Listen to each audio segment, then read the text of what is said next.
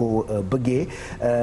comment voter moom la CALS di tëjee. bien sûr Pape Cheikh que dañu jëm ci ay élections comme ni nga ko waxee bés bi nag di le 24 ñu ci bëri ñi nga xam ne ñi ngi jëngu sax ci fitna yooyu ñuy wax léegi ni ko yor waxee di génn di marche wala di ànd ak ay candidats ci campagne yi à la fin sax da ngay demander soit bu ñu amul carte it wala bu ñu amee seen ay carte xamuñu naka la ñuy voter ñun dañu intéressé wu tey ci sujet boobu comment voter jouru élection yooyu nga xam ne ci la ñuy tànn muy le 24 février on va regarder un élément buy expliquer rapidement naka la ñuy def yow en tant que citoyen ginnaaw bi nga amee sa carte électeur pour dem ci bureau de vote yi voté may fàttali waat ni que ouverture yi ñu ngi ko jàpp ci 8h ba 18h bu fekkee ni que ñëpp voté guñu ci la ñuy prolongé heure bi ba waxtu bi nga xam ne ci la ñëpp di voté ci biir bureau de vote yooyu nag dinañ ci fekk déjà ki nga xam ne mooy président wu bureau bi bu ko weesoo dina am ay représentants wu candidats yi ñoom it teew ci bureau de vote yooyu la également dina am ay mandataires yoo xam ne dañ leen di andi ñooñu ñëpp dañuy nekk ci biir bureau de vote yi ngir électeurs yi mën a voter normalement ñu xool élément boobu et puis ñu dellu si waat. Président de la République, quand on constate le comportement de l'électeur, on voit que l'électeur ne fait confiance qu'aux hommes politiques.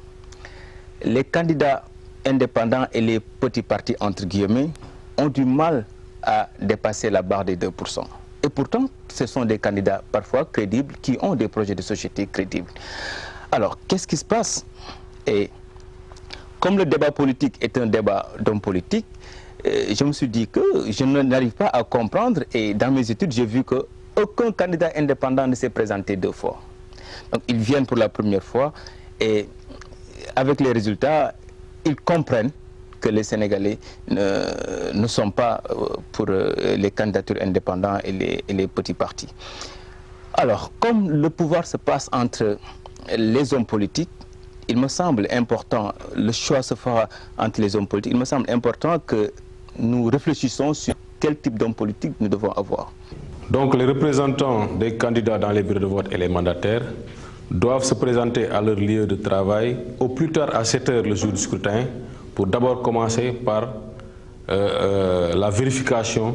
du matériel tant en quantité qu'en qualité pour pouvoir commencer l'installation du matériel en différents bureaux. Ce qui est important à ce niveau, c'est que le matériel doit être disposé de sorte que tout électeur se présentant dans le bureau puisse prendre connaissance des différents bulletins et des différentes enveloppes pour lui permettre de faire son choix.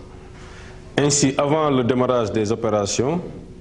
le président et les autres membres du bureau de vote doivent constater que le matériel et les documents nécessaires prévus à cet effet sont au complet, notamment une table de vote, une urne, une double liste d'émargement, des flacons d'encre indélébile, un timbre dateur, un timbre portant la mention à voter, des tampons, du matériel pour écrire, une table de décharge sur laquelle seront disposées les enveloppes électorales, les enveloppes électorales en quantité suffisante, les bulletins de vote de chaque candidat en quantité suffisante. Là, il faudra préciser que le nombre de bulletins doit être égal au moins au nombre des électeurs inscrits dans le bureau de vote. Un isoloir, des enveloppes pour l'envoi des procès-verbaux, des feuilles de dépouillement, dont 4 au moins, un moyen d'éclairage de secours et éventuellement les autres documents qui pourraient permettre aux différents membres du bureau de s'informer, tels que le code électoral,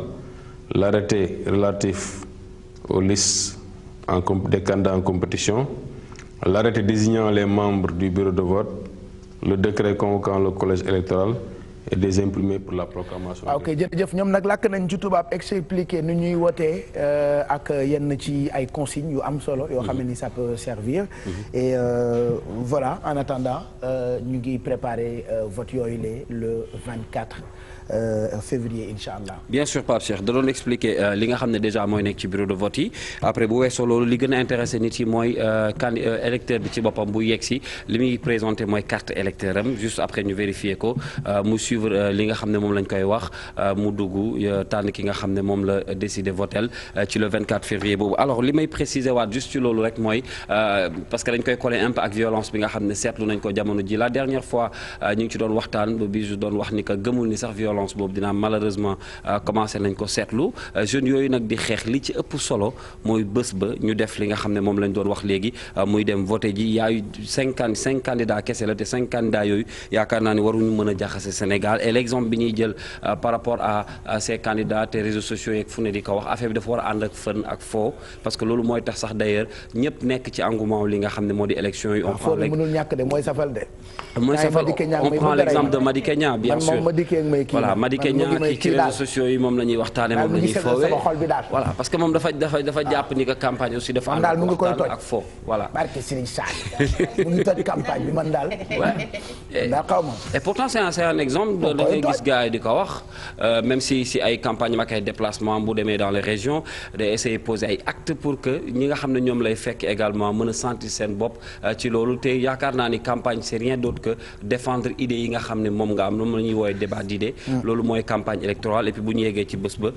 ku nekk décider li nga war a décider. Inch'Allah jàmm daal lañ ci voilà en tout cas ñun voilà nous sommes de simples animateurs hein. On essaie juste de sensibiliser mais les grands rendez-vous sont à ne pas rater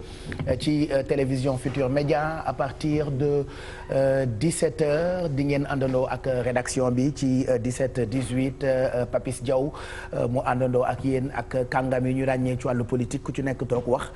ñëw ci ki nga représenté ak yenn yoo xam ne mën nañoo soxal ci campagne bi et puis à partir de 19h rédaction bi def bloc jox leen ñaari version tubaab ak wolof ci ay jotaay yu mag